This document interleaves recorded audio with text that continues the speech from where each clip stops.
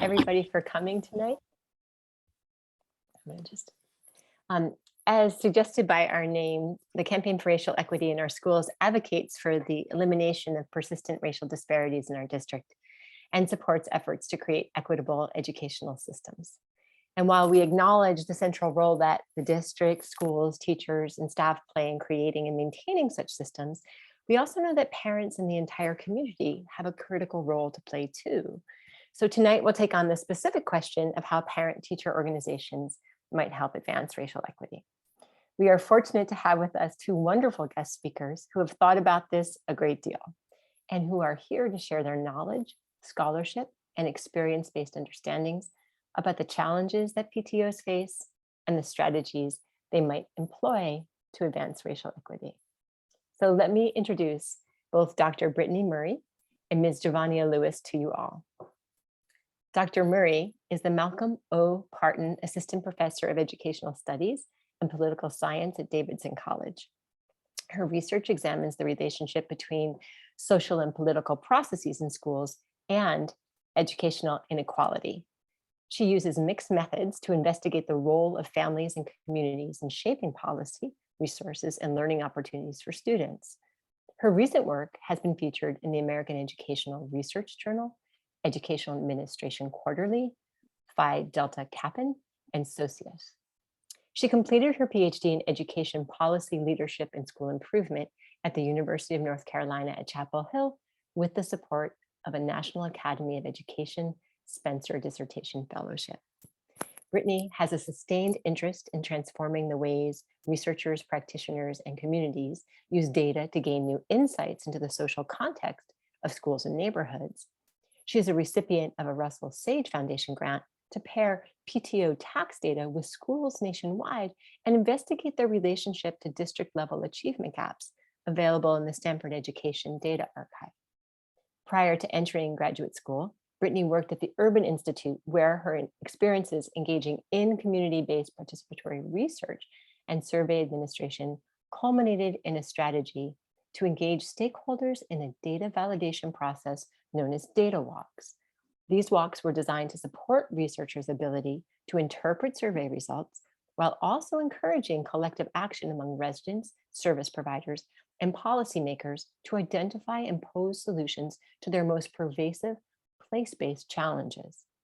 Similarly, Brittany hopes to establish partnerships with parents, school boards, and PTOs to create more inclusive access to data and decision-making processes within schools and districts.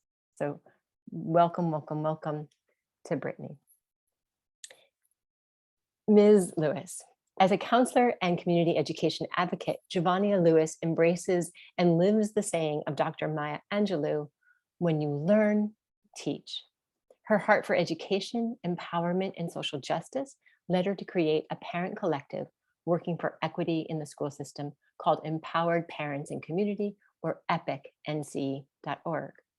She was determined to advocate for her 3 sons who attend Durham public schools and make sure that all marginalized children are seen, affirmed, and heard.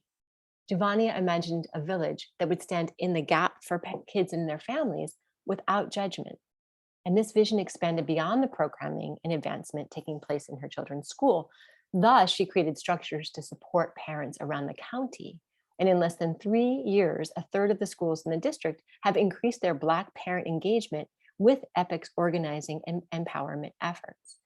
Through EPIC, whose mission is to dismantle systemic racial inequities through collective organizing and intentional engagement of Black parents and communities, Giovannia and her team continue to be community rooted, authentically engaged, and offer educational opportunities and race equity conversations and forums for holding the school system accountable to policy and practice through several programs and advocacy efforts. In addition to her work, Giovannia is a civil servant. She has held a leadership position with the Durham Committee on the Affairs of Black People's Education, the Durham Council PTA Board, her local PTA, and participated on the City of Durham's Race Equity Task Force. She has also served on several committees in Durham Public Schools, including the Equity and Whole Child Advisory Committee and the Superintendent's Strategic Planning Committee. In 2020, she was elected to the Durham Public Schools Board of Education, on which she currently serves. Giovanni is a wife, mother, and nationally certified and licensed clinical mental health counselor. She and her family are members of St. Joseph's AME Church in Durham, and she is a member of the illustrious sorority Delta Sigma Theta. Welcome so much to you both. Without further ado, let me go ahead and mute myself. Please, audience, if you would mute yourselves too, stay on video or off video, whatever is your preference, and I will let our two speakers carry us from here. All right, thank you so much for that warm welcome, Kim. And while I share my screen, I just want to say that both of you, both Giovanna and Kim, have been huge inspirations for me and drivers for me to get through graduate school, watching you both as you pursue equity work, while also being parents, while also being, working women. So I appreciate that, and just that example you are for me, because this is hard work, it's definitely hard. And so I'm just really excited and humbled to be here in the presence of folks that are doing that work every day. So thank you for having me. Really excited about getting to be in conversation with practitioners, with parents, with folks whom my work directly speaks to. I feel like this is the real test of my research, when I can talk to people whose, lives and whose work it directly impacts. So I'm excited to hear from you, like Diane said at the end of the meeting, and excited to share my own insights and my own work, and just see where the conversation goes. So I have a picture of my kids up here. I think they're up here. I'm gonna make sure. Can you, Kim, can you see my slides? Let's try again. Okay, here we go. So who am I? Yeah, Kim, you did a fantastic job of summarizing everything, but like you said, I am an assistant professor of educational studies and political science at Davidson College, and I have a lot of background at UNC Chapel Hill. So it's nice, again, to be back home. My undergraduate and my graduate degrees are from UNC Chapel Hill, and so this is a context in which I'm very familiar with. And it was here where I started my research about race, families, and educational inequality.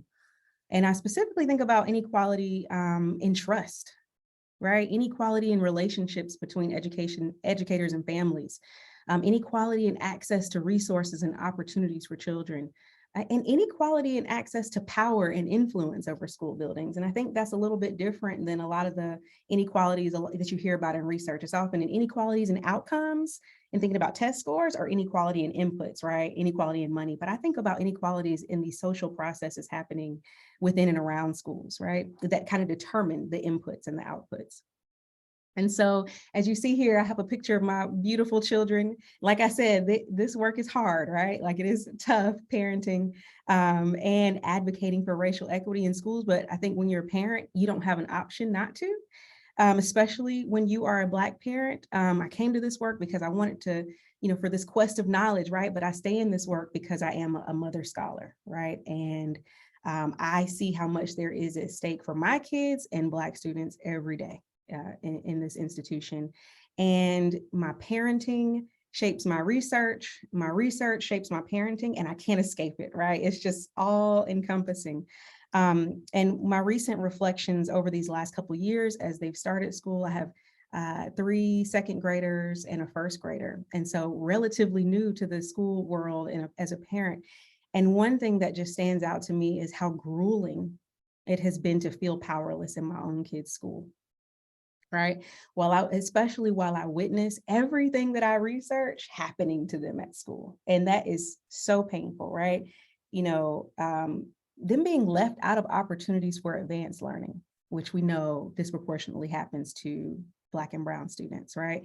My youngest here, Wyatt, his teacher told me one time, Wyatt is the strongest reader in kindergarten at the time. He's the strongest reader I've ever had. Like, he's an incredible reader, the strongest in my class. But I didn't put him in the highest group because, he just needs more help understanding directions, right? I've seen the way that my kids have been over-disciplined in predominantly white school buildings, right? And their excitement and curiosity seen as a disruption, right? And being discouraged early on from that love and joy of education. And so despite all of my individual involvement attempts, right? I'm in the classroom, I'm trying to bring snacks for celebrations. I'm attending parent-teacher conferences virtually, in person, school-wide events. And yet I still feel this powerlessness, right? It's still very much unheard by the school administration anytime I have a complaint. And who do I turn to? I'm in a predominantly white school, was in a predominantly white school, right? All white staff, all white administration. And the research demonstrates, right, that they perceive Black parents' complaints as combative and are less willing to work with Black parents, right, because of these cultural barriers that exist, right, and not being able to communicate and interpreting Black families' actions and words as threatening, right, like all of that is in the literature. Also, these stereotypes about Black parents not being involved, right, and so automatically dismissing my kids, automatically being dismissed as a parent, right. But beyond the staff and educators, even when it comes to this predominantly white parent community that I was in, right, the networks are already established, right? There's already these tight-knit cliques, and in a lot of ways, they feel impenetrable, right? The example that I always give is like when you go to the playground with your kids and you see the group of white moms circled up on the playground, right? And it's like, they're sharing all this information about resources and sports and opportunities and get your kid in this program, right? But because I'm not a part of that, it almost feels like I can't access a lot of that informal information that's being shared, right? And so it's just been amazing to me. I'm a professor here at Davidson College in a small community where there's a neighborhood school where I had my kids. And despite all of this capital that I had in the community, despite all this individual involvement attempts, I still felt powerless to really advocate for my kids in the ways that I know they needed support. And so, that brings me to a point that I think is really my big contribution in terms of the research, which is really problematizing this idea of individual and collective parent involvement. Because I think education policy tells us, like, all you have to do is be that involved parent, right? Like, all you have to do, if you would just do these things, if you would just volunteer in the classroom, if you would just communicate with the teacher and attend these events, then you can have this positive influence on student learning, right? But that, in my case, and in lots of parents' cases, doesn't seem to work the same as it does for non-Black families, right?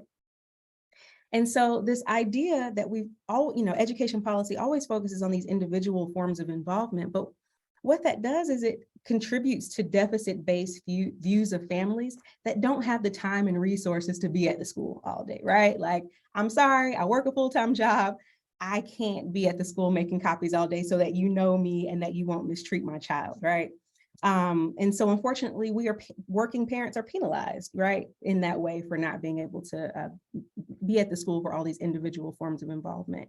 Also, there's these deficit views of non-white families whose cultural practices don't necessarily align with this dominant culture of schooling, right? Again, contributing to that, well, why aren't you more involved? Why aren't you engaging in the way that our middle-class white parents are engaging, right? It also doesn't really take into account the invisible ways that that parents are involved with their kid, right? The involvement at home, the making sure kids have food to eat, place to sleep, are doing their homework, right? That's not really honored in the school building as much as, planning all the school events, right? And then it creates this hierarchy in schools among parents and makes this justification system about whose needs, whose issues, and whose concerns are worthy of a response, right?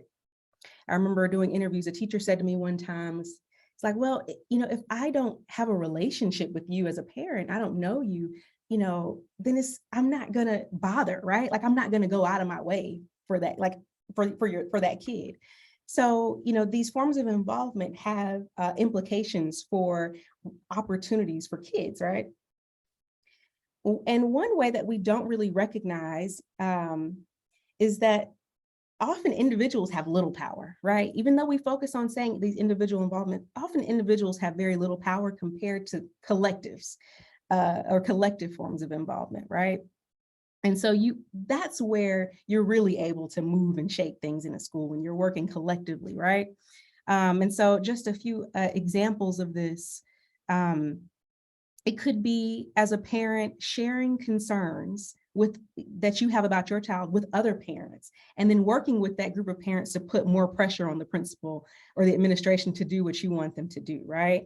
This type of collective power is much more often exercised by white and affluent families, right? And what we see in the literature is that Black parents are and non-white parents are much more often socially isolated, and not making these collective requests, right? The collective forms of involvement could also be, relying on your professional networks to help you advocate and get things that you want for your child, right? Relying on your doctor friends if you need to say, hey, my son, my professional opinion is that they need to be switched to this classroom, right? And that's going to make an impact with the principal, right? But it's always drawing on these social networks to be able to reallocate resources in a way that benefits your own child, right? It might be you have a friend that's in school district leadership, right, that you can call on and put some more pressure on the school, right? And one way, and what this presentation is about, is the collective involvement that we see in PTAs, school improvement teams, and other school decision-making bodies, right? That's where the real power happens, despite, kind of our emphasis on individual level involvement. And we know from the literature, just to restate, white and affluent families are much more likely to engage in those collective forms of involvement. And because of that, those time and those resources, much more able to be involved in school.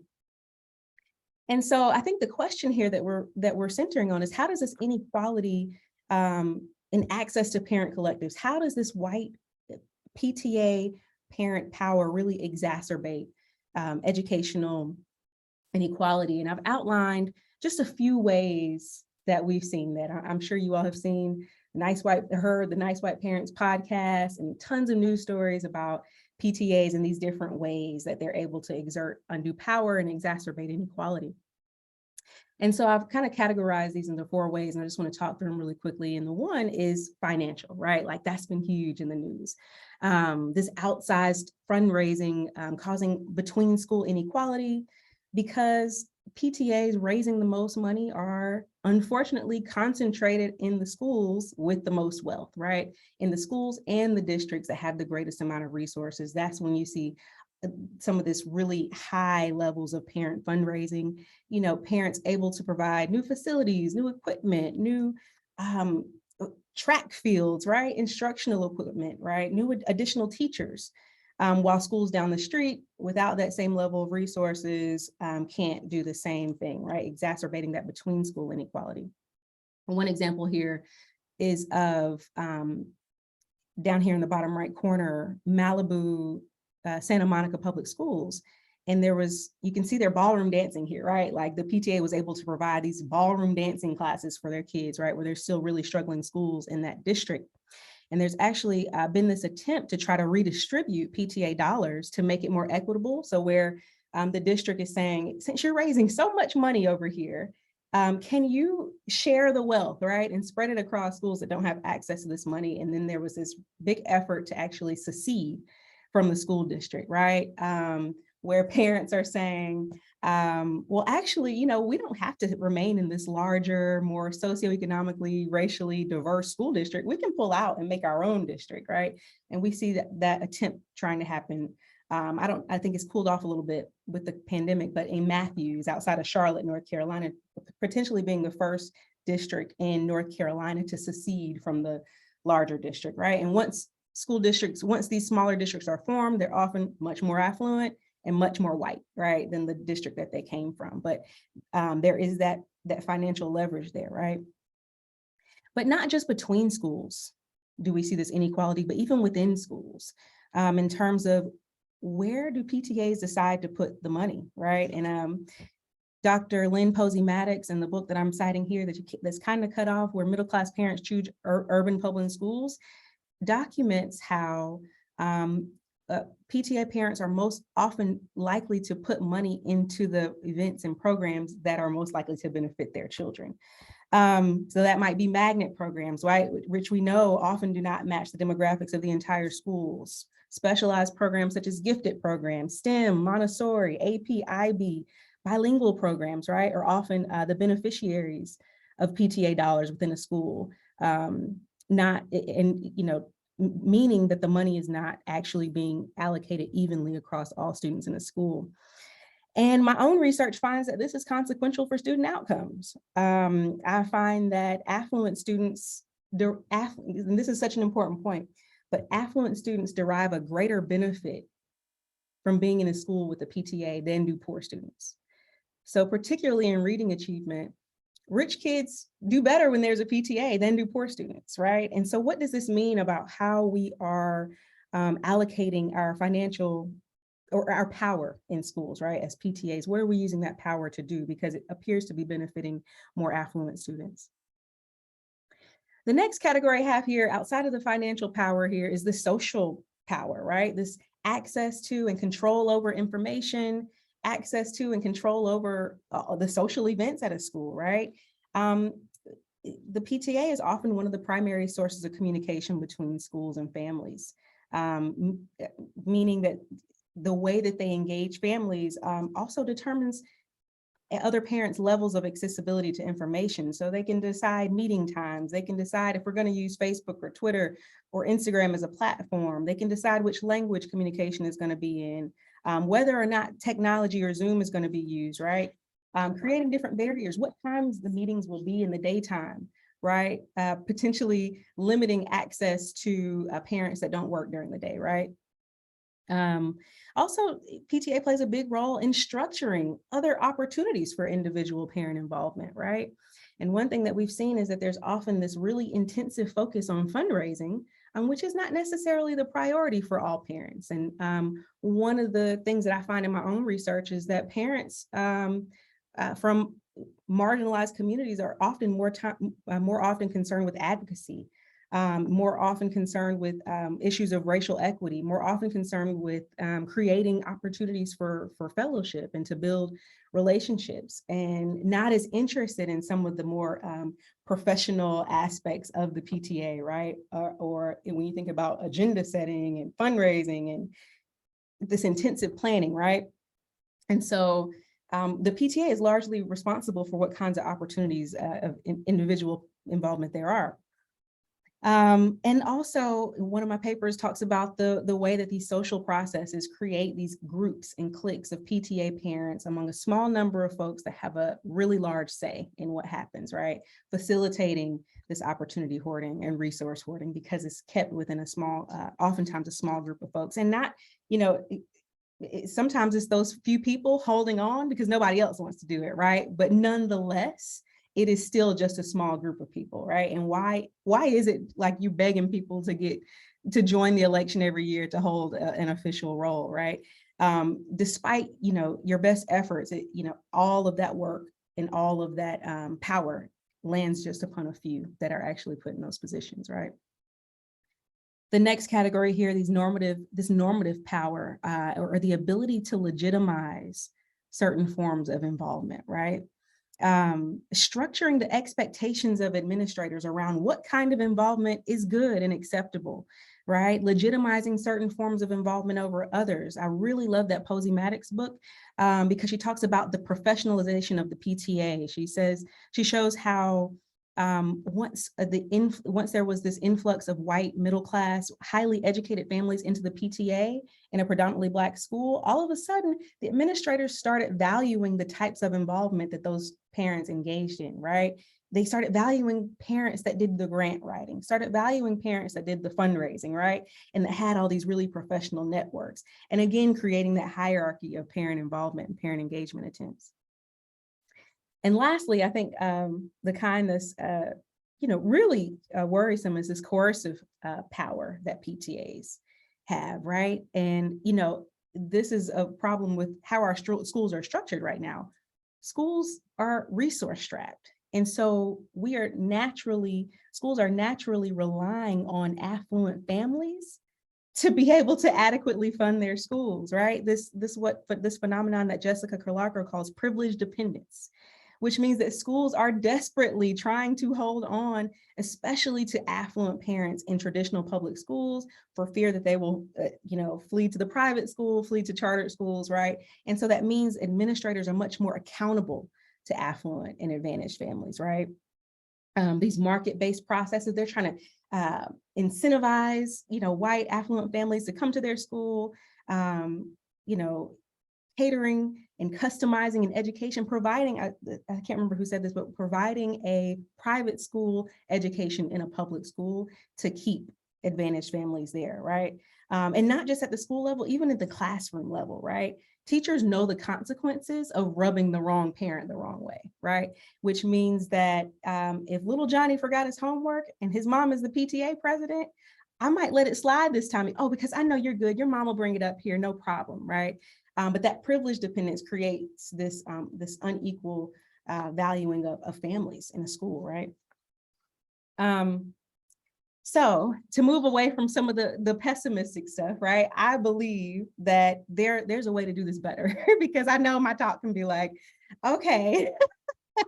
I think there's a way that we can do this better. I think some of my work has shown that, and I'm excited to be in the room with all of you who are committed to doing this better and making sure that all students, have a fair shot at this. So let's take the triangle context, for example.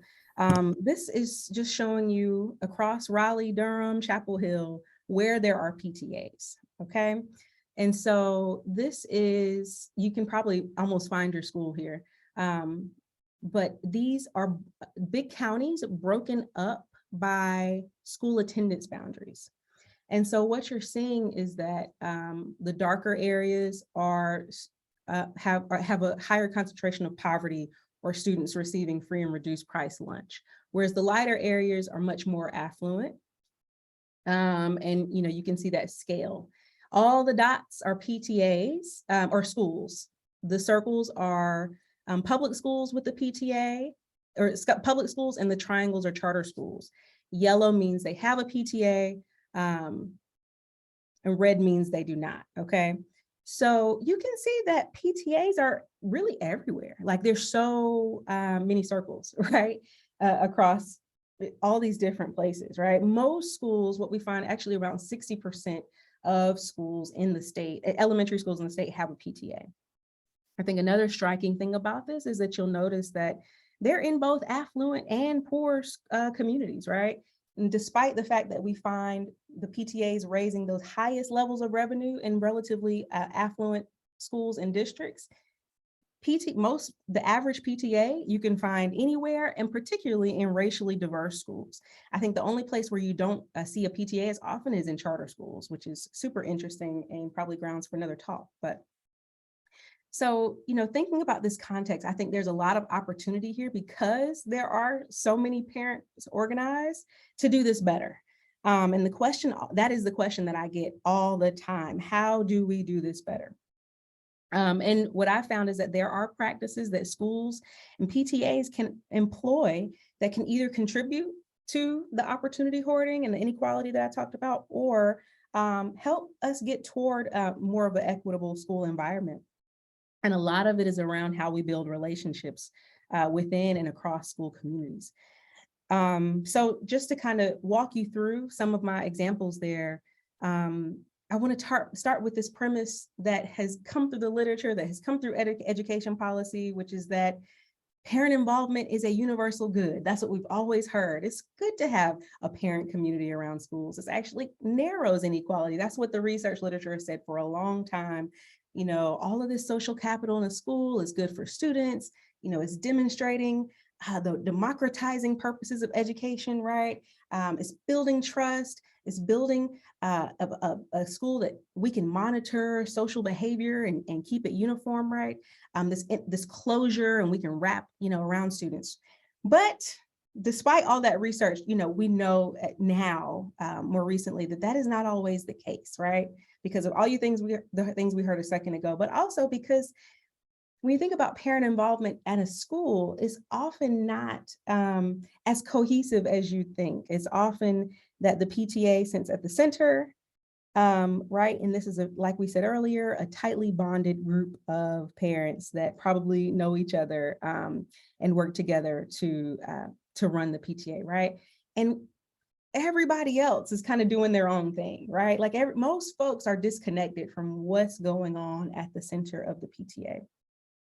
And so while I'm here, I want to point you to two different kinds of relationships we're talking about. These bonded relationships where parents are really tight knit, really, might text each other, might communicate often, these more close knit bonds, right? As opposed to this bridging social capital where it's like most families are disconnected. We are trying to bridge to them so they'll know what's going on in school. We're sending emails, we're doing outreach, right? But we're just trying to send information through these weak channels, right? So think about it versus strong, close-knit relationships versus these weak social ties. And what I found is that to do things the most equitably, schools need to foster both forms of social capital, right? Both bridging and bonding social capital within a school building.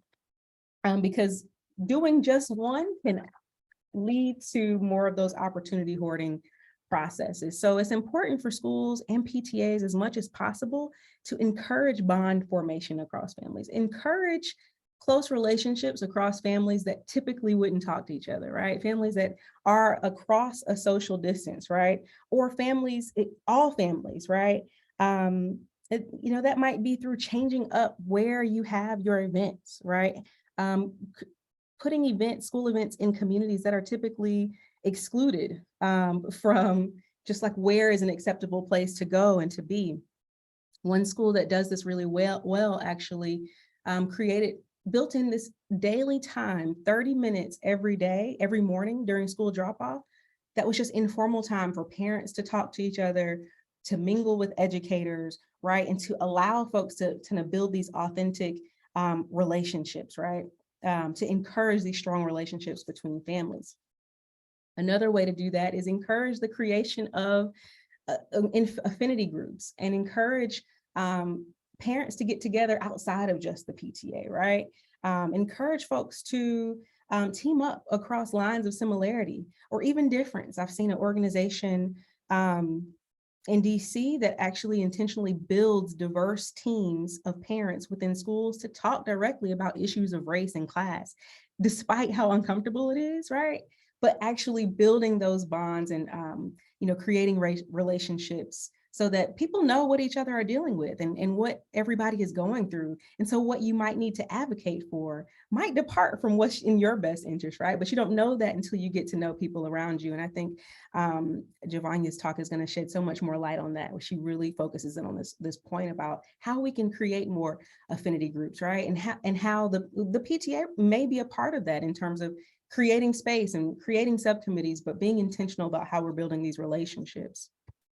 And lastly, it is, you can't forget about the bridging social capital, right? Because only focusing on this bonding social capital creates exclusion, right? It creates cliques, it creates networks. We also need to figure out how these groups, formal processes for these groups to interact with each other, right? What are the mechanisms for these different parent groups to come together and work together, right? To accomplish different goals.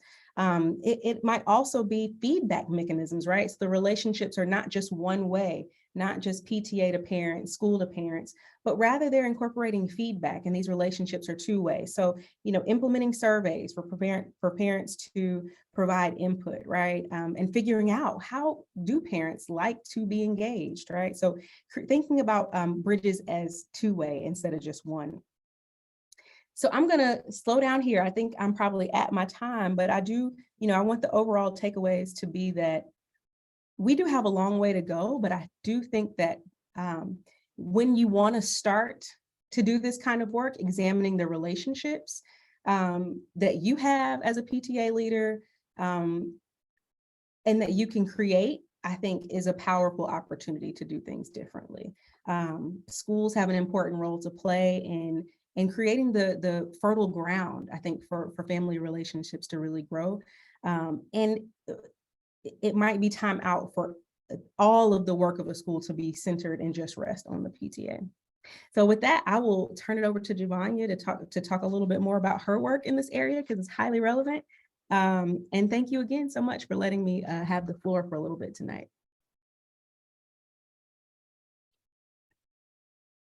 Thank you, Dr. Murray.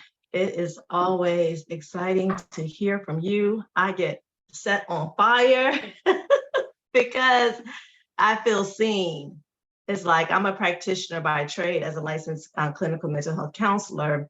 So when I get to hear the research, that one, I know from my lived experience and also the families that I work with are experiencing as well, it feels validating and seen. And we are working to change these narratives and create a system that works for all parents in the school system to get better results for our children. So again, thank you for having me, inviting me. Thank you, Kim, also for allowing me some time in this space. I'm going to connect how this space has actually been my beginning.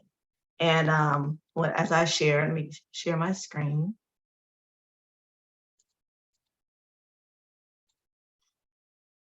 Here we go.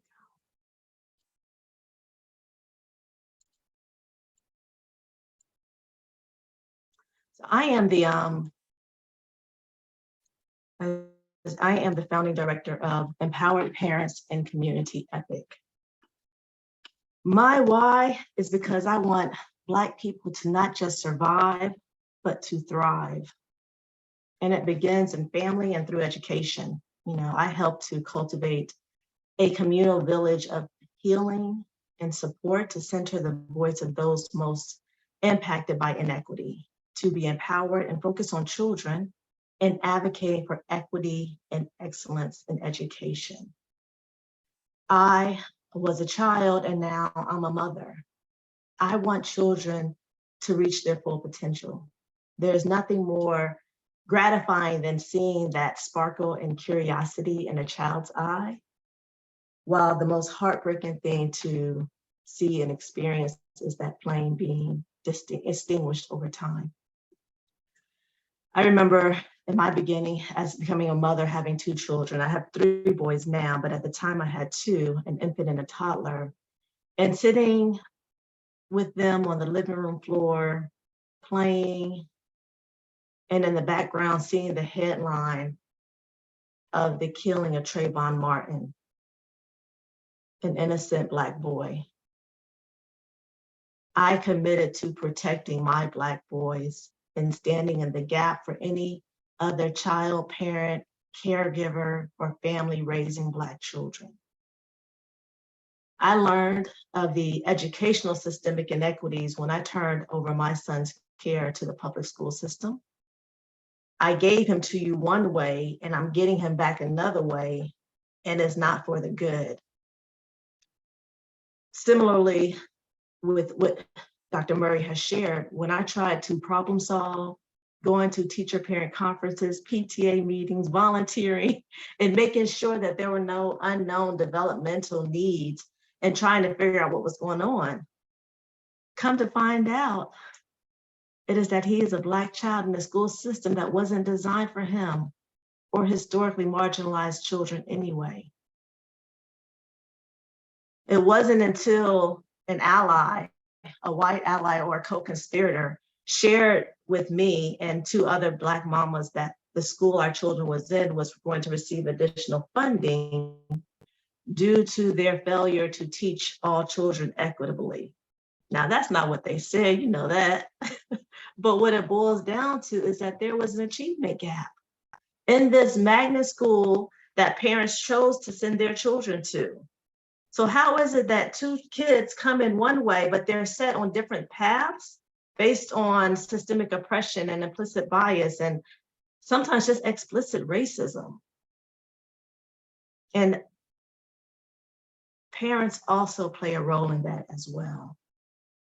So I'm going to share with you how EPIC came to be, obstacles to consider when forming affinity groups within your school levels PTA, challenges that we face in some of those local PTAs and at the district and at the state level to help build momentum to cross this bridge together, the bonding and bridging that Dr. Murray just talked about. So in 2015-16 school year, my children were attending this good magnet school. And at the end of 2016, or the end of the school year, April 2016, we learned that this good school was becoming a focus school, which meant that there had been this achievement gap that had gotten wider and had been longstanding. So they were going to get additional funding to close the gap, but funding to spend how? You can't keep doing the same things and expecting different results. And were parents at the table to talk about how that funding should be spent, or would they be listened to if they were? So this school became, historically, a little history here, this school became a magnet school to increase diversity. But what it did was decrease minority representation and increase white representation. Historically, this school is near Duke University, and before integration, it was an all-white school. Then when integration occurred and white flight took place, it became a majority Black school. Until this district sought to prevent white flight and increase diversity in the school, remember I said it was an all-Black school, and to increase diversity in this neighborhood, it became a magnet school. So what was the diversity that was looking to be increased? So during these transitions, we got to 2016, and this picture is the staff of the magnet school that has become majority white. Similarly to the times of school integration in 1954, and Black teachers and administrators lost positions in schools. What's happening when we turn our schools that are majority Black run, Black teachers, Black administrations to magnet schools? So another thing that happened, and some of you may not be familiar with Durham's history, I didn't say, I'm not sure if I said I'm based in Durham. There was a city-county merger in 1992. That was another illustration of integration that occurred, and it unfortunately contributes to some of the inequities that we see at the school today that was coming up with this achievement gap. So although you see there are a few Black people in this picture, educators, what you should know is there was only one lead Black teacher, and now there are none. So when we say representation matters, what representation are you seeking? This picture here is a representation of the students. This was a diverse school. Becoming a magnet and attracting back into the school, this school had become 30-30-30, Black, white, and Hispanic. Also during this time, this picture right here is a picture of the reading club that does not reflect the diversity of the school. And this can be attributed to lack of teacher diversity, lack of a culture of inclusion and privilege. And whereas I don't have a picture of the PTA during this time, but I can assure you that it was majority white parents in the PTA, as well as their interests were focusing on fundraising and beautification efforts and projects within the school. Well, what brought my attention to this space and what was all around me to have my eyes fully open was these proficiency scores. At the school where there's 30-30-30 Black, white, Hispanic, the children, the Black students were showing 30% proficiency in reading. The Latinx children were showing 32% of proficiency, and the white students were at 90% proficiency. That's what your achievement gap is. But we know these numbers are influenced by opportunities, school practices, and policies that can be biased in their execution, teacher implicit bias, and lack of affirming Black and brown children in the absence of cultural representation and reflection. So based on these academic disparities, 3 Black mamas pulled together the school community, collaborated with the staff, addressed racial disparities, had open, honest conversations about race and how race plays in our education system, and had parent-led initiatives. And do you know, in that 1 year, this school had the greatest academic growth for Black children in the district in the 2017-18 school year. By doing something just a little bit different, finding ways to reach what the administrations were calling hard to reach families. They weren't hard to reach, they were my next door neighbors, and all I had to do was knock on their door. Parents were bridging the gap from school to home in this school community. But after a year of feeling alone and as if I was doing something wrong and I was not good enough, you know, what mother hasn't felt that way? It came out that it wasn't me. It was a lack of teaching diversity in teaching staff, implicit bias, lack of access to academic rigor, and lack of authentic parent engagement. Did you know that Black boys are 4 times as likely to be suspended than their counterparts for the same behavior? what about, there's a school that currently has 30% racial demographics, a racially diverse school, but in that school, 70% of the white children are identified as advanced intellectually gifted AIG, and they get pulled out of their classes compared to 10% of the Black children. There have even been comments in the school where a parent overheard a child saying, the smart kids get to leave class and have fun while we get to be stuck in here with our teacher yelling at us. Segregation is happening inside these schools. And you can see the parallel in some of your local PTAs. And I believe, Dr. Murray, you told me this before, some of the research you had done, there was an increase of PTA enrollments when integration occurred as a means to keep resources and communities segregated from each other.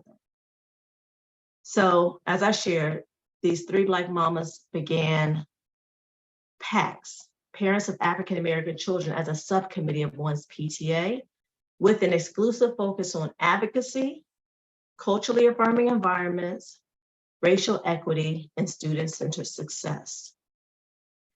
The benefits of having a subcommittee of one's PTA was that PTAs were already in the school, people were familiar with them, and there were some PTAs who had budgets upwards of 6 figures.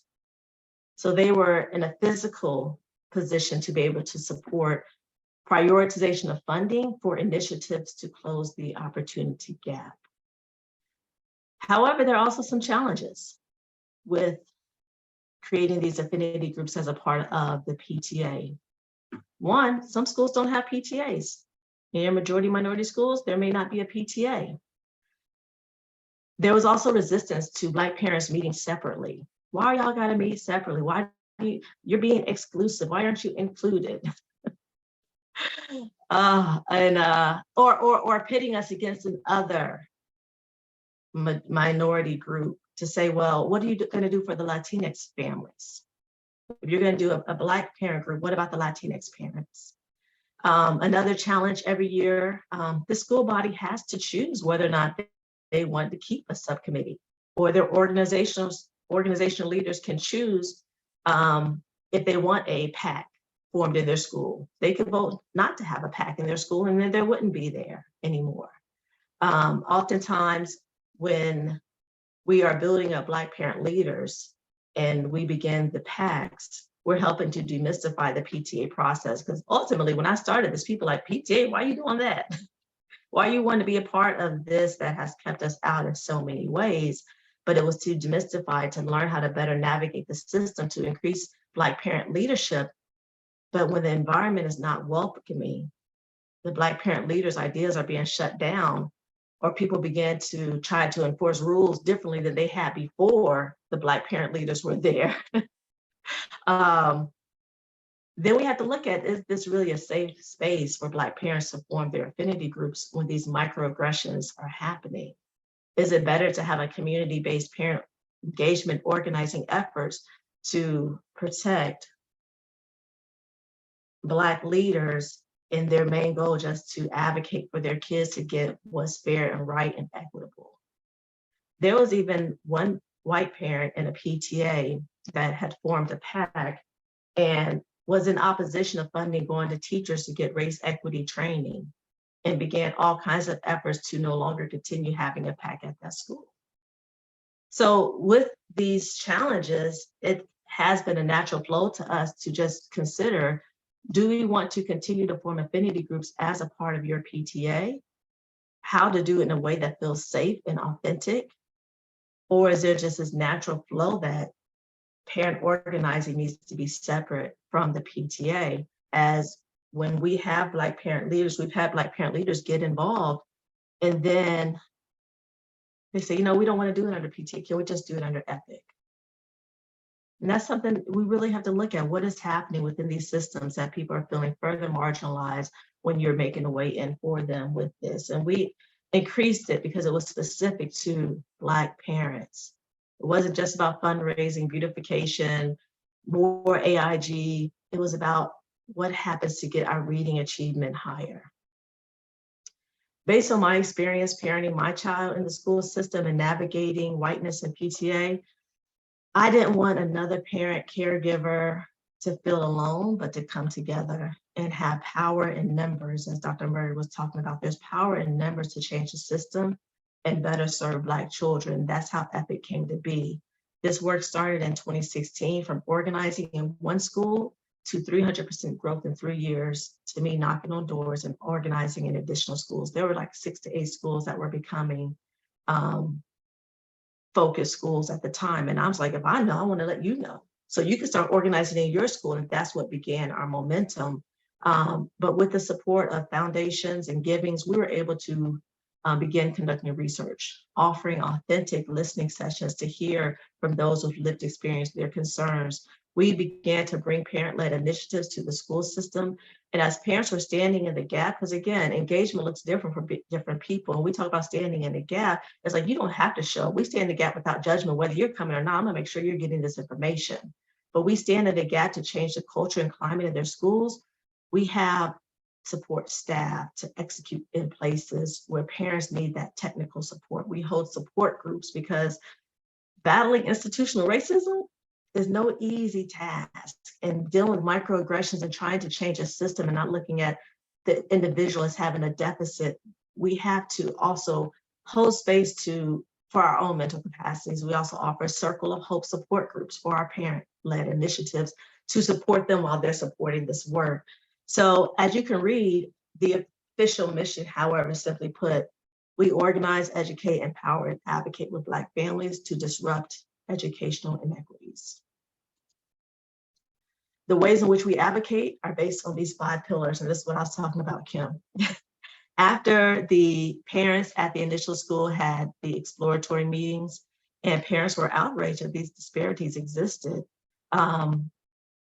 we did everything we could to research best practices for closing the achievement gap. First thing we learned that it wasn't an achievement gap. It was about opportunity. It was an opportunity gap that dealt with implicit bias and systemic racism.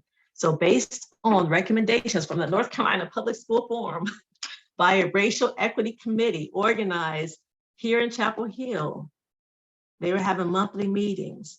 And there was a race equity committee formed that came out with these recommendations, and we prioritized those recommendations that you all came out with in that paper. And these became our principles to achieving greater equity and access and closing the opportunity gap. And as a parent, when you think of equity around these topics, you may think, this has nothing to do with me. You're talking about access to rigor, discipline disparities, cultural responsibility, teacher diversity, equity for children. That, as a parent, that's all on the school, right? That's what you may begin to think. But it's in the awareness that you must consider when you're making particular decisions about the culture and climate of the school. When you're making these decisions, are you using a race equity lens about who is going to be impacted? Who is being included and who is excluded in those decisions? When you're considering race or inequity seen in the data, is not looking at the individual at all times, but how can I improve the system to challenge areas of inequity? That's what that support looks like. How can I genuinely join other parents and consider representation of the needs of those who are in the margins, to not just come to the table and tell me what your problems are, but also come to the table and I'm listening for solutions to work together. For me, I had the privilege of being at the school playground at 2:30 and at pickup. And I was engaging in conversation with other parents. And this is what you're talking about, Dr. Murray, how there was a group of white parents, they were sharing resources among each other. You're kind of on the outside. Well, as much as I tell people I'm introverted, they're like, no, you're not, you're extroverted. I am introverted, but I did socialize within those circles. And in that, at pickup time and engaging these conversations, I was learning about how to access AIG. When my child didn't get the universal screening and the COGAS score, didn't meet that score, I learned which teachers are stronger suited for, with which students, which to advocate for. And in that, I also know the race equity lens that I brought was I value culturally responsive pedagogy and diverse book selections before CRT became political. We value equitable schools. We value equitable schools that teach children the truth about our nation's past. So when using a race equity lens, you have to look at and look around you and see who is included and who is excluded from this conversation. Who is at the decision-making tables? And in that moment, when I looked around, there were no parents there that looked like me. In that moment, I looked and I said, I've got to stand in the gap. And when I get some information, I'm going to go and tell somebody else's information. And we're going to be authentically in relationship with each other because we got to do something to do different for our kids. Like I'm in this now. There's an urgency because I'm raising boys in this system right now as we speak. And when compared to traditional school models of engagement, EPIC's community-based collective engagement model recognizes parents as both giving knowledge and receiving benefits, opposed to solely being, I'm just going to give you information. The schools just want to give parents information. They're engaged. I'm giving them this information. And it is really about valuing parents' cultural experience and their knowledge to also contribute and have something to give back. As the parents are the child's first teachers. Our mission is to center Black children in advocacy unapologetically. So this community model that I'm talking about here is a two-way street. It's not transactional. This is not an opportunity to transition to more relationships, more impact, to make the data come to life. That's what we do. Again, when I said to Dr. Murray, I feel seen because the research you're talking about is what I'm experiencing in the here and now. So research also shows that schools working with strong community-based organizations are more effective at impacting academic performance in urban settings. Whereas we don't live in a post-racial society, EPIC focuses on race equity in education and has created consistency among parents organizing in individual schools and connecting those school leaders across the community. So not only do we have affinity groups in several different schools, EPIC brings those parents together once a month to share our lived experiences, to share resources, to elevate what parent initiatives are going to be executed at particular schools to impact what it takes to close the opportunity gap. But we have come to a crossroads.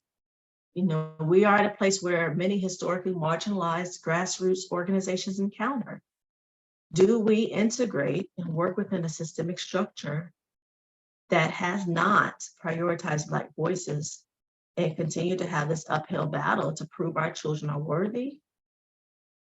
Or do we avoid mainstream efforts and takeover attempts, literally takeover attempts to continue to build this grassroots effort in the community that is for us and by us, unapologetically? So as you are wanting to know, how can Chapel Hill Carrboro Schools PTA advance equity in your schools? It can be a both and.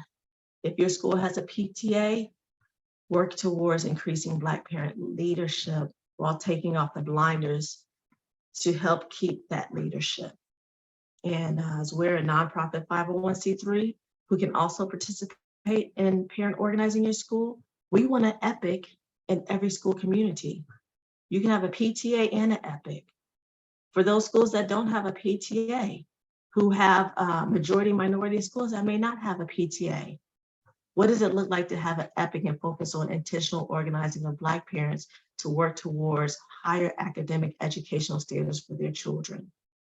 And we talk about funding being on the backs of parents, there's advocacy efforts that need to happen there too, not just tapping your resources and networks to be able to fundraise for the school. We need to put the responsibility back on who should be funding our schools, going back to local and state politicians. When our schools are underfunded, so we are picking up and holding space for that in schools, in affluent schools that can do that, but what about those who can't? So when I became the PTA president at the school where I was, one of the things that we did, one of our parent-led initiatives, was to connect with another school, a Title I school, majority minority school, low wealth school, and we gave them 10% of our budget. No strings attached. And we built relationships. I'm just going to give you money, say here, and now you go make yourselves better. No, this is how we set up the structure of organizing, of having our meetings, of hearing parent voices. These are the concerns. This is the data. We built relationship. But that took a race equity lens to say who's included, who's excluded. I mean, I was a 6-figure PTA budget. I'm going down the rabbit hole, y'all. I'm sorry. Hold on. Let me get back. These are the programs that we offer. And the key is our empowered families right here. Empowered families is where we bridge home and school through creating a safe space to hear from parents or caregivers' lived experiences and organize and empower parent or caregivers to collectively advocate for a common goal. High quality, culturally competent education for Black children so that they can thrive. There should definitely be diversity in PTA, as Black people are not a monolith. And there will be Black people and parents that want to be a part of your PTA, but it cannot be as a means to check off a DEI box, diversity, equity, and inclusion. But true engagement, what does that look like and feel like? You have to be honest with yourself. If you cannot get your school there or have Black parents who want to be there, feel free to look at what other parent organizing options there are for them. And that's what sprung from EPIC, empowered parents in community with each other. And through our empowered family programs, we cultivate Black parent leadership to be at these decision-making tables, to demystify the SIT process, the PTA process, the district committees, to have representation at these tables. Where we began and pass the baton for our parents to execute this EPIC model. We assess, this is what it looks like when we show up. We assess the culture and climate in the school system through research and listening sessions. We have staff that conducts research and pulls the data, and we rely on that data and storytelling to determine themes and areas to focus on together within a particular school. We train Black parents on how to conduct listening sessions. We help them to create the questions and bring the parents together. We educate and empower parents and stakeholders of disparities. We'll share with you what we have found, and we'll determine the prioritizations based on what your community needs. We'll also use our transforming trauma to hope model to help understanding how prioritize happens and how organizing can be effective in building up the members. And we work alongside parents to lead advocacy efforts in their schools on these 5 pillars. We want to make sure we're staying within scope and really looking at what these 5 pillars are to speak to. And we educate parents on policies and practices that need to be disrupted in the school system.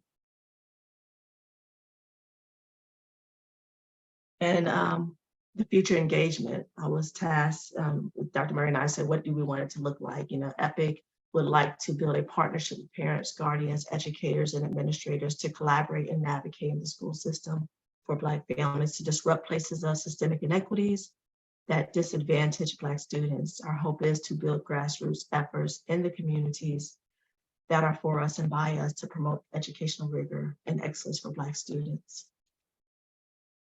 Please see the attached QR codes here to link up and join with EPIC. Also, if you would like to be, how do you see yourself in community with us? If you'd like to make a donation, there's that as well. Hopefully that's okay. But I will end here, and I believe we are open the floor for questions.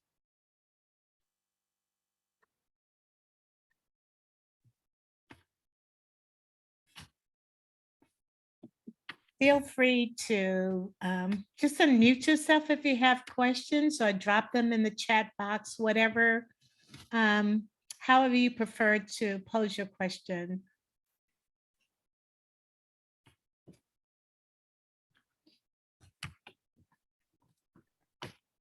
It looks like we might have a question from Monique Mueller about the Expedition School and the PTA, and I think you raised an excellent point. I think I'm colloquially saying PTA, and I'm also representing parent teachers organizations and other schools supporting nonprofits in the data. So you mentioned that the PTA is a legal formal designation, different types of parent organizations affiliated with schools. So yes, absolutely, those were, to the extent that they were filing taxes, are captured in the quantitative data. So that is a great point.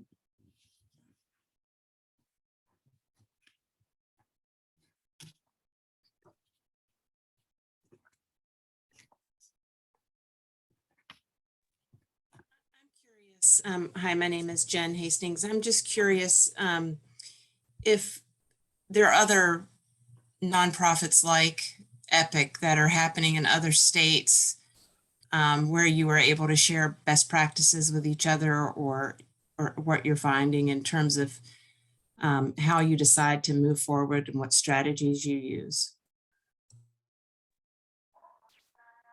So hey Jen, good to see you. Began this parent organizing back in 2016 together.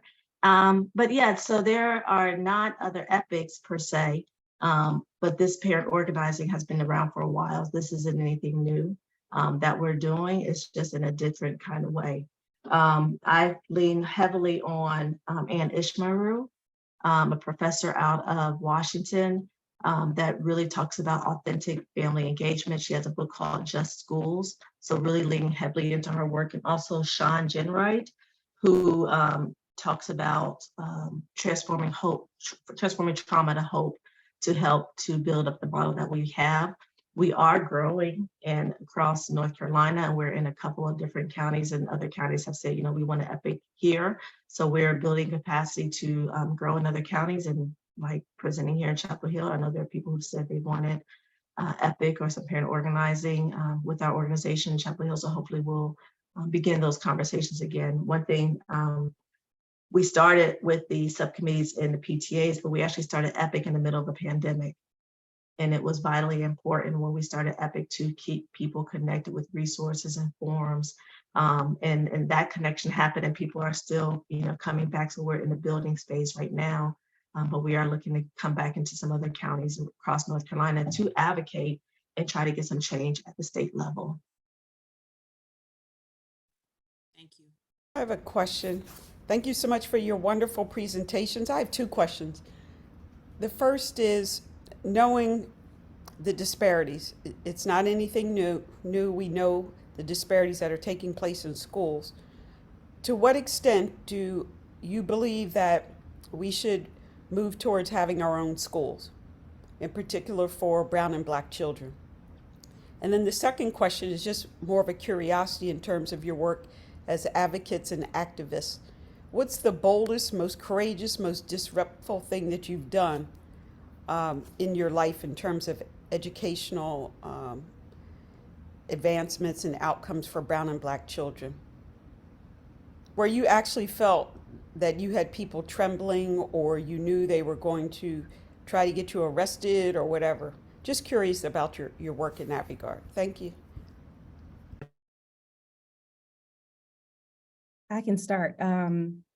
So my thought on your first question about kind of a separatist movement in terms of schools for Black children, I think that's there are examples. I think a lot about Vanessa Siddle Walker's work around their highest potential in documenting, how the incredible culture and community there were around Black schools pre-desegregation, and how with Brown came the firing of Black principals, Black teachers, the displacement of students, right?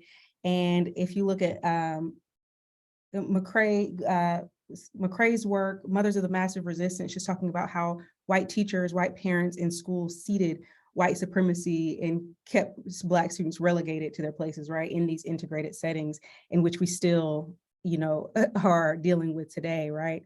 And I think a lot about that. And I think part of the issue is, even when you do have Black schools and school districts in urban areas, Memphis, Tennessee, Atlanta public schools, right?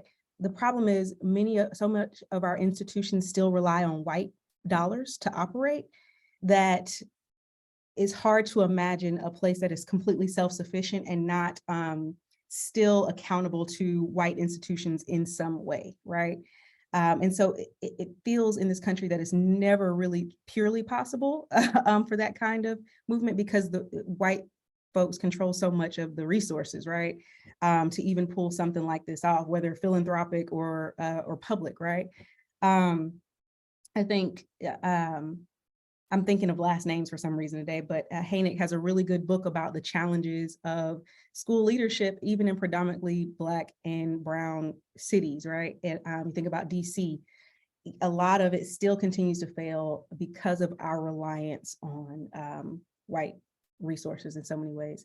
So yeah, I mean, I'd love to have more conversations about it because I think it's just huge in terms of informing us about what the reforms are needed, which reforms are needed, right? But there's still that piece that I haven't quite worked around yet. And to your second question, I think the most courageous thing I can do every day is wake up and take care of those 4 kids and advocate for them to the best of my ability. Unfortunately, I don't have the capacity to organize in the ways that I would like to. And I'm holding on to my string, being there for them in the ways they need me right now. But I think doing the work that I'm in, staying in the work that I'm in, and advocating them in the ways that I can, I think has been the most radical thing for me. And taking care of myself and my mental and my emotional and all of that has been radical for me. So, but thank you for those questions. And I would just add, thank you for taking the question first, Dr. Murray. With your first question about segregated schools, you've answered that. I'm not going to add to it. The different take that I would bring to the table is for a Black family looking to find a good school and not just relying on the grades, the good school grades or whatever that's called, or just looking at the test scores. There's a time I'll say, they'll say, well, this is a good school. And I'll ask, is that a good school for your child? Or what is a Black child experiencing in that school? And at a time where there's political unrest and politicizing CRT and what can be taught in schools, and there's a power grab happening right now in our majority diverse schools, is that a safe place for our kids? And those are things you have to look at, not just what's on the outside, all the bells and whistles, but what is your child experiencing? And we have, as we've begun this work in K-5 spaces, we're also in middle school, high school spaces, and we're bringing these middle school, high school parents to have these really concrete conversations and having students lead the efforts as well. So there's a difference between an HBCU and a PWI. What is it that you need for your child to be most successful? It's going to keep them safe and being prepared and ready to learn, and someone pushing them for that rigor. So there's things that we want to look at. We want to have an equity dashboard that can inform us of what kind of space our kids are walking into, because the boldest thing I could do sometimes is release my child within the schools and know what I'm going to get back and how do I protect them. But on an organizing front and effort, I do think about what am I doing to be bold? What's going to make this a bold move that we're doing? What's going to tip the scales and move things? And first thing I thought when you asked me that is I ran for school board, knowing that my focus is on getting better results for Black students.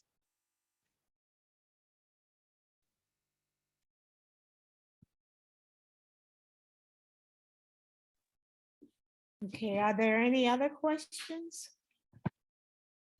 I saw something in the chat about DEI. I can't read it on my screen. Could you read that one? Read it for you. Can you see it? I'll read it for Kim. Great, thanks.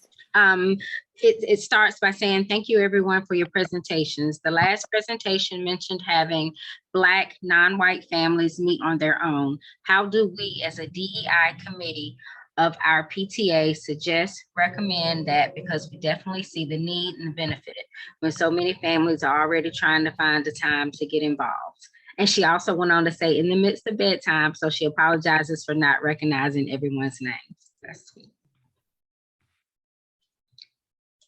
That's a really loaded question because there's some layering in that. Who wants it? Who wants DEI as a subcommittee? Who asked for the DEI subcommittee? Who's giving leadership to that? Is this something that's been put on you? Or did the Black parents say this is what they wanted and call it DEI? I do have triggering results around DEI in general, because who is the diversity for?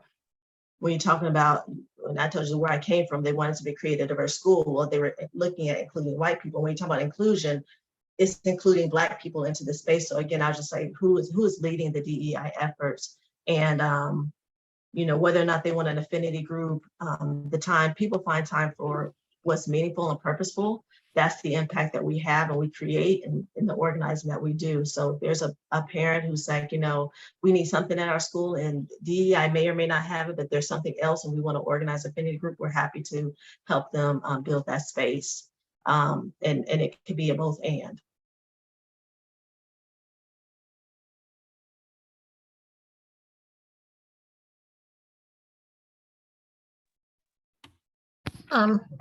I have a question. Thank you, Giovanni. Thank you, Dr. Murray.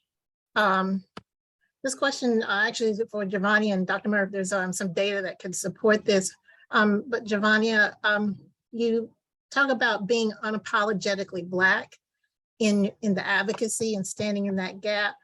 We understand that when as parents, we do that where we're advocating for Black improvements and outcomes for Black students and experiences for Black families, that can be seen as divisive. And as you shared briefly, there's a historical context for why that is in our country. But from a practical standpoint, what are some tips that would be helpful to parents who recognize that that's important to do? And in standing in the face of that concern about being divisive, what are the tips you would offer to counter that, to try to overcome that so that people will move forward, if that makes sense? And Dr. Murray, if there's any data that would be helpful to that as well. So first, in the sentence of unapologetic, is that I don't have to justify why this is important to us, and this is where I keep moving this work, even when there are people who may try to persuade otherwise. But the tips that I would give outside of it, like why is this important? The research, well, and I'll let you speak more specifically to the research, but the research supports being with like-minded folks, being in community with folks, being relational as far as a cultural background of where we feel like there's a place that we can come together and have shared experiences. It's about the group work and the mentality, and having an affinity space is beneficial to be able to have honest, real conversation and being vulnerable about what you're going through, being able to take off the mask that we sometimes have to present as we're trying to assimilate, and instead of just accepting that being our culture, our full selves and who we are. So that's the main thing, is it creates a safe space to talk about these things. And then for those who are like, well, what are y'all talking about? Are y'all, gonna, turn some tables over? Yeah, we might, because let's look at the data. Let's look at the data, and you tell me when it's acceptable for 100 kids to be in a school community and 7 of them not proficiently being able to read. So there's some things that we got to look at and be real about, and there's a disparity that happens according to the data. And who is best to advocate for that than those who are experiencing it? So yes, we may turn over some tables, but that's not what we're coming in here for. We're coming in here to share our lived experiences and figure out how we can work together, but we have to allow ourselves to be in that vulnerable place, to join together as a community, to have that moral outrage moving us to something different, and realizing it's not about us or a deficit in our children, but there's something in the system that has to be disrupted. And yes, we might turn over a table. I love it. And just to kind of provide a little context, I was thinking about a little bit of the political science literature around civic engagement and Black folks. I think that there's a lot of narratives. The same way you get the narratives about Black parents aren't involved in schools, you get the same kind of stereotypes and narratives that Black folks don't vote, or Black folks aren't as civically engaged, when actually, when you're controlling for class and other background characteristics, Black citizens are just as much, if not more likely, to vote and participate in different electoral processes, which is interesting. And part of what explains that is this linked fate ideology, and this idea that what really motivates Black families to act is this idea that our fate, or our destiny, our ability to be fully actualized and fully self-sufficient is dependent upon each other, right? And rather than like the fundraising goals in the PTA, Black folks are much more motivated about pulling each other up and this building this community in struggle. And that is something that is motivating, right, for families to get involved. And so the kind of work that is about racial equity is so important, and even providing an avenue for involvement, right, that the PTA does not necessarily fill, because it's not appealing to that communal nature, right, of a lot of Black civic or a lot of Black folks, right? And so part of this is to build on that point Javonya is saying, a lot of Black parents, or a lot of parents in general, don't realize that the issues that their children are experiencing are patterns and products of systemic inequality, right?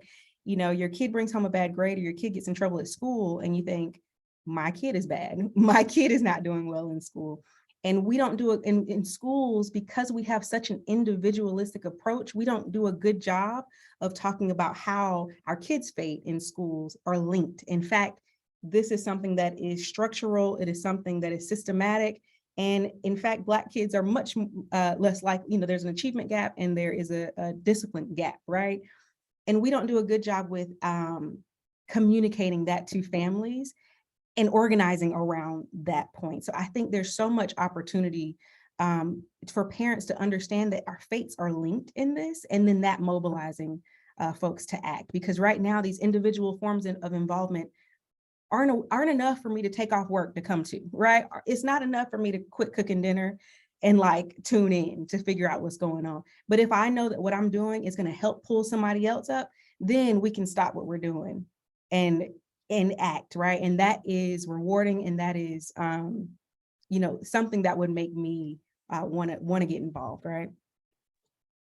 Can I just add, when I talk to, go ahead, Laura, you got a question? You came up here, let me be quiet. Yeah, no, it's okay. So just as a little bit of background, so I was the PTA president at McDougall Middle School last year, and we have a pretty high free and reduced lunch population, and we also have African-American and Hispanic strong populations within our school. And I just wanted to throw out a suggestion. I just saw the comment of Teresa in the chat as a possible structural change. It's a really basic, easy, stupid change that made a huge difference for us, which is the poll is to start your year with a capital campaign. Don't have your conversation be about membership and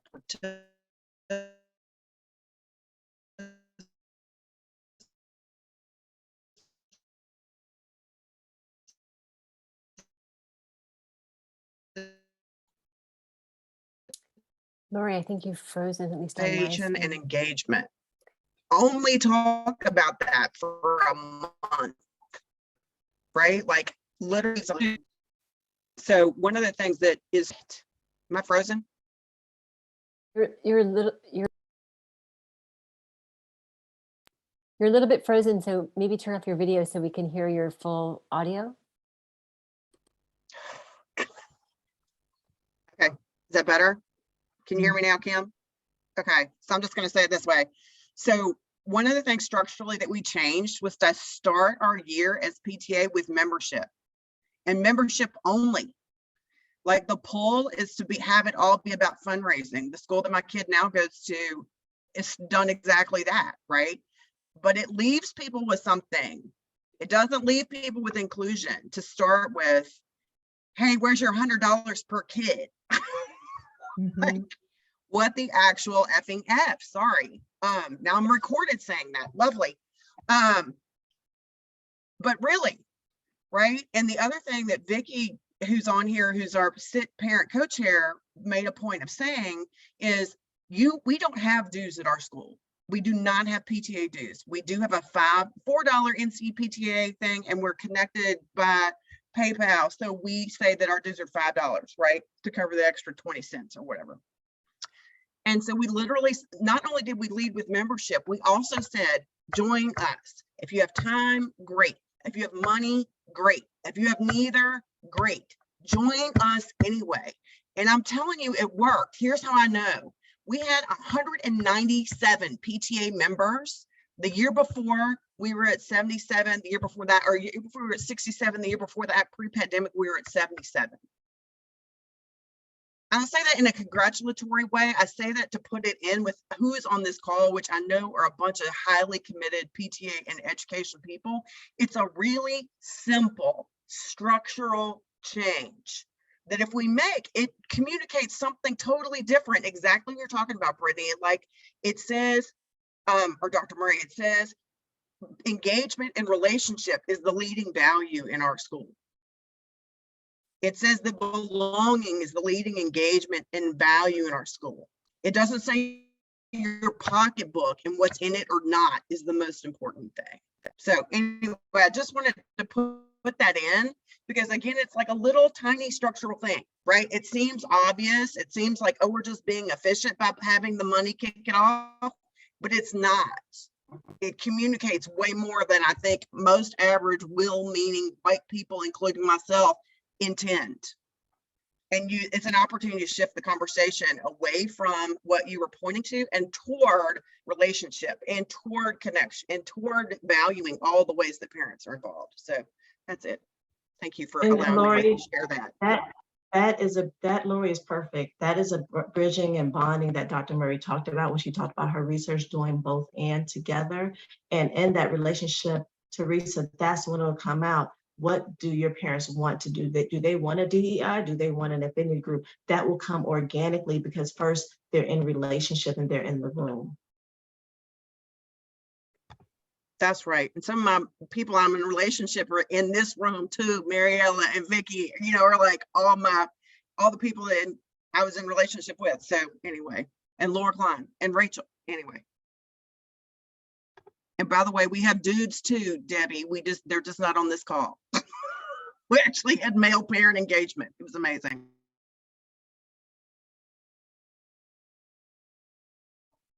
Okay, here's the last call for any questions. I have a quick question for either one of you that want to take it. And first of all, before I even ask my question, I have to just say you have fed my soul tonight. I thank you. I thank you. I thank you. This comes from me as a parent, as a unapologetically Black mama, and you don't see my face, so I will tell you who I am. As a Black parent who tries to do the work at McDougall Middle School and throughout our district. So, but my question is, how have you found, I have my own thoughts on this, so I'm asking you for yours. How have you found has been the easiest or I'm not gonna say easy, that's not a good word, the most efficient way for you to enter into the spaces with white women in the PTA to make sure that you are seen in that space, not just as the Black face, but as the person you have with the intellect and the drive that you have coming with you? How do you feel that you've accomplished that? For me, it's been strength in numbers because being at a majority white or racially diverse school with majority white parents on the PTA, it was getting other Black parents involved and engaged to work together and collaborate to make sure our needs were being heard and not just put to the side.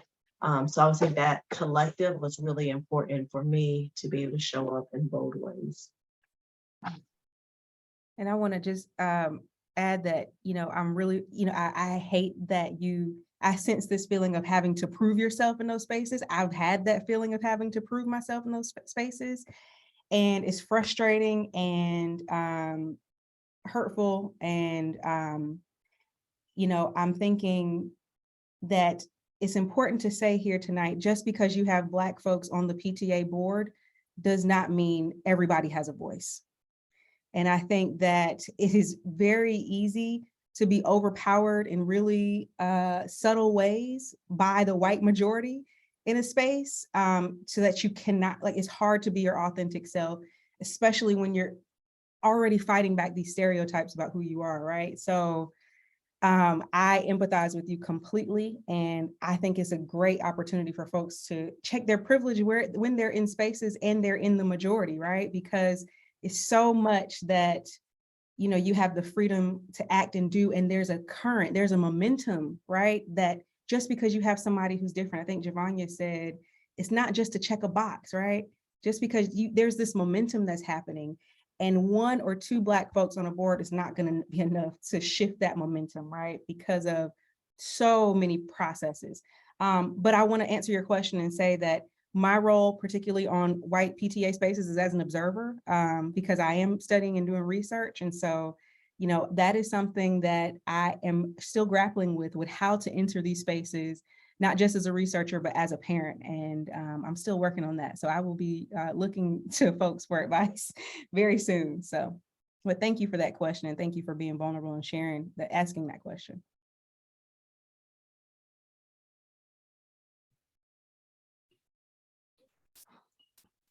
Well, I want to thank both of our presenters, Javanya and Brittany, Dr. Murray. This has been so informative and enlightening, and also, like Vicky said, you spoke to my soul. My spirit is singing. And I am so appreciative of the information you shared. I will ask that our guests, I thank you for attending tonight. Hope you enjoyed the presentation. If you have any questions that you would like to submit, you can do so through our website, on Facebook, our Facebook account. Within the next week, we'll be sending out a brief survey about this event. And we will be also posting future events on our Facebook page. I thank everyone for attending, but most of all, I thank you for awakening in us the spirit to change up some things. So thank you so much. And good night. Good night, everybody. Thank you so much for coming. Bye.